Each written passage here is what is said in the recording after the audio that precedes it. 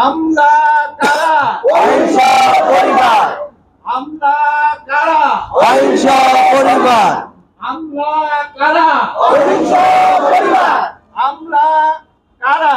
অহিংসা পরিবার। সবাইকে ধন্যবাদ। আমি আরেকটা কথা আপনাদেরকে স্মরণ করাতে চাই, যেটি আপনারা শুনেছেন, কতটুকু মনে রেখেছেন সেই বিষয়টি সম্পর্কে আমি আপনাদেরকে প্রশ্ন করছি। আমরা আইনের খসড়া জমা দিব কয় তারিখে? সময় কয়টা? একবারে বলেন, সময় কয়টা? কবে জমা দিব? সময় কখন?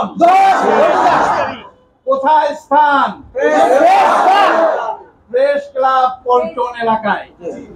আমাদের স্থান হবে প্রেস ক্লাব পল্টন এলাকায়। আমাদের কি করতে হবে?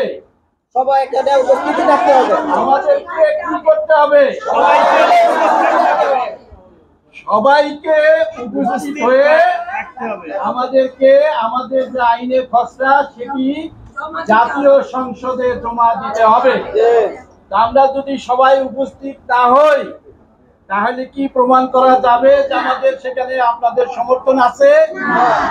যত বেশি বেশি মানুষ সেখানে উপস্থিত থাকবেন তত বেশি সমর্থন প্রমাণিত হবে।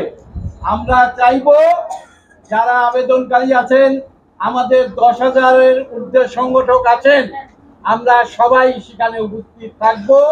তিনি অসুস্থ থাকবেন, পারিবারিক কোনো সমস্যায় থাকবেন, তাকে আমরা চাপ প্রয়োগ করব না। কিন্তু এই আইন বাস্তবায়ন যেমন আপনার দায়িত্ব, আমার দায়িত্ব, সবারই দায়িত্ব। এটি আমাদের একার কাজ না। এটি অহিংস গণঅভ্যুত্থান বাংলাদেশের যিনি আহ্বায়ক, বিজ্ঞ আইনজীবী, অর্থনীতিবিদ, গবেষক জনাব মোস্তফা আমিনের একার দায়িত্ব না। আমি বীর মুক্তিযোদ্ধা আবুল বাশার একার দায়িত্ব নয়, জালালউদ্দিন আহমদের একার দায়িত্ব নয়। আমরা প্রত্যেকেই সংগঠক, আমাদের প্রত্যেকেরই দায়িত্ব আছে এই আইনটি পাস করিয়ে নেওয়ার। আমরা মারামারি, ঝগড়াঝাটি, হিংসা, বিদ্বেষের ঊর্ধ্বে থেকে আমরা নিরবিচ্ছিন্ন থেকে একতাবদ্ধ হয়ে আমাদের আইন আমরা সংসদে জমা দিব। এইটুকুই আমাদের কাজ। আপনারা সবাই করবেন এবং যেহেতু গরম, দীর্ঘ সময় উপস্থিত আপনারা থাকতে পারবেন না। আমরা একটু একজন শিল্পী আসার কথা আছে, আমাদের এই বিষয়ে গান রচনা করা হয়েছে, তো আপনারা অপেক্ষা করেন। আর এর মাঝে যদি কারো কোনো পরামর্শ থাকে, কোনো সংগঠকের যদি কোনো পরামর্শ থাকে, আপনারা বলতে পারেন। সবাইকে শুভেচ্ছা।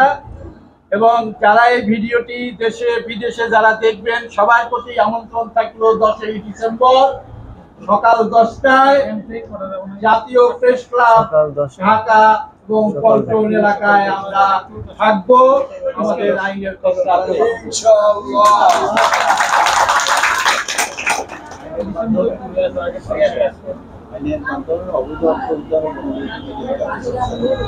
সেই সংস্থা দেশের টাকা। তো আপনারা আরেকটু পরিষ্কার করে আমি যে আমাদের যে আইনের শিরোনাম সেটি কি সেটি আপনারা আমার সাথে বলবেন। অবৈধ অর্থ উদ্ধার ও গণমুখী বিনিয়োগ জাতীয় সংস্থা শিরোনামীয় আইন। বলেন। অবৈধ অর্থ উদ্ধার ও গণমুখী জাতীয় সংস্থা শিরোনামীয় আইন।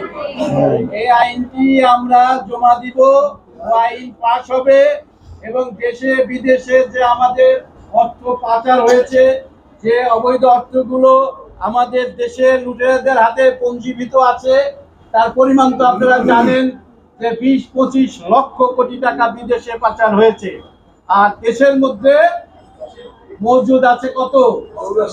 88 লক্ষ টাকা পঞ্জীভূত আছে। সে টাকার মালিক এই রাষ্ট্রের মালিক জনগণ, আপনারা, আমরা সবাই। ওই টাকা উদ্ধার করে আমাদের টাকা আমরা ফেরত নিব।